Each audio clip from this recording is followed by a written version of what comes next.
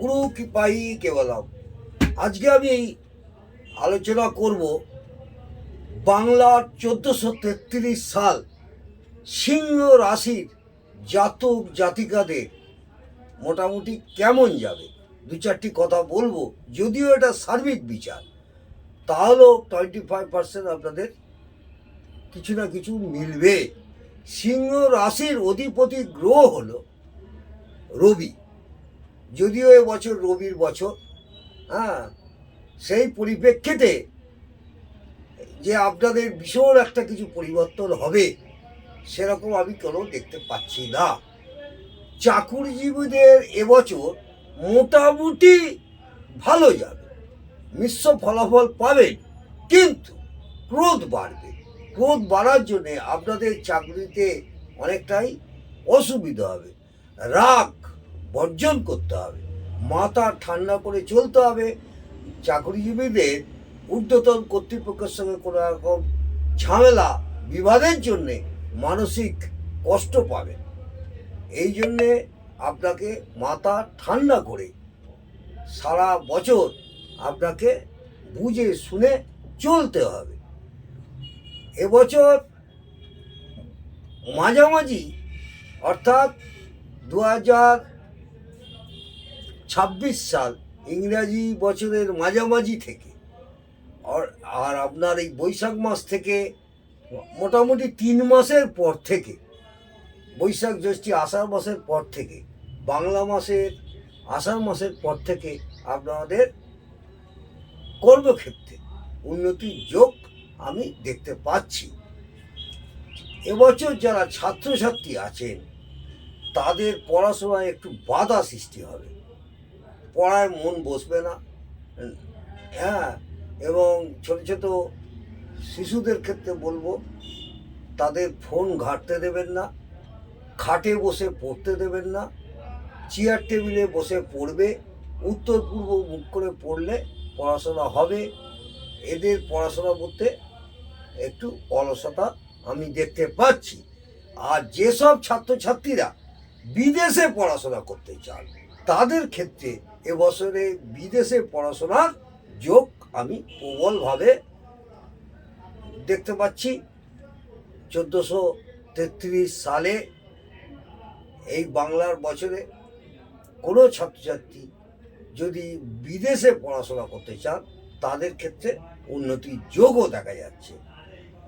এছাড়া বলবো, যারা নতুন চাকরির চেষ্টা করছেন, যারা কর্ম পাননি, কর্মের জন্য চেষ্টা করছেন, তাদেরও যে ভট করে কর্ম পেয়ে যাবেন সেরকম সম্ভাবনা নেই। মিশ্র ফলাফল, চেষ্টা চালিয়ে যান, হয়ে যেতে পারে। কিন্তু যে একদমই যে বলবো আপনাদের এবছর চাকরি হয়ে যাবে, রবির বছর, আপনারা এবছর সরকারি চাকরি হ্যান ত্যান চিন্তা ভাবনা করছেন, অনেকটাই বাধাপ্রাপ্ত হবে। এবছর সিংহ রাশির জাতক জাতিকাদের সঙ্গে, ভাই বোনেদের সঙ্গে, ভাই ভগিনীদের সঙ্গে সম্পর্কে একটা সমস্যা বৃদ্ধি হওয়ার সম্ভাবনা প্রবলভাবে দেখতে পাচ্ছি। এছাড়া বলবো, সিংহ রাশির জাতক জাতিকা নিজেরা দাম্ভিক এবং নিজেরাই রাজা মনে করেন, সেই দিকে সচেতন থাকবেন। আপনাদের শরীরের দিকে নজর রাখতে হবে, শরীরের দিকে নজর রাখতে হবে। এবছর শারীরিক অসুস্থতার সম্ভাবনা দেখতে পাচ্ছি। অসুখ বিসুখ, টুকটাক ব্যথা বেদনা, নার্ভ ওরিয়েন্টেড এইসব সমস্যা, অর্থাৎ এবছর শারীরিক অসুস্থতার সম্ভাবনার যোগ আমি দেখতে পাচ্ছি। এবং মনের মধ্যে একটা সব সময় একটা অশান্তি লেগে থাকবে, মনের মধ্যে একটা যেন অশান্তি লেগে থাকবে, এই ভালো লাগছে না, এই এটা হচ্ছে না। এবং দাম্পত্য জীবনেও সুখ হানির যোগ আছে।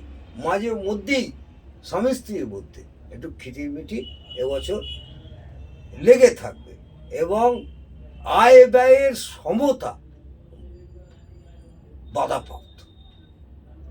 আয় করছেন, কোথা দিয়ে ব্যয় হয়ে যাচ্ছে, স্থিতি নেই, সেই দিকে একটা বাধাপ্রাপ্ত যোগ দেখা যাচ্ছে। সেই জন্যে বলবো সিংহ রাশি জাতক বা জাতিকাদের হিসেব করে চলতে হবে, সঞ্চয় একটু বাড়াতে হবে, সর্বমূল্যে সঞ্চয় তো একটু থাকা দরকার আমাদের ভবিষ্যতের জন্যে। সেই দিকে আপনাদের একটু সমস্যা থাকবে। আয় ব্যয়ের একটা সমতা বজায় রাখার বাধা আমি ভালোভাবেই দেখতে পাচ্ছি।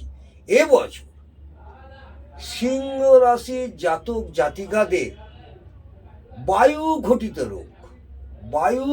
রোগ এবং নার্ভের রোগ হওয়ার সম্ভাবনা দেখা যাচ্ছে, এবং এই নার্ভ ওরিয়েন্টেড কোনো রকম সমস্যার সম্মুখীন হওয়ার সম্ভাবনা থাকছে, এবং মাঝে মধ্যে একটু অসুস্থতা হয়ে পড়বেন। আজকে এই পর্যন্ত, এরপরে রাশি নিয়ে আলোচনা করব। যদিও এটা সার্বিক বিচার। ভালো থাকুন, সুস্থ থাকুন, আনন্দে থাকুন। জয় মা তারা, জয় জয় তারা।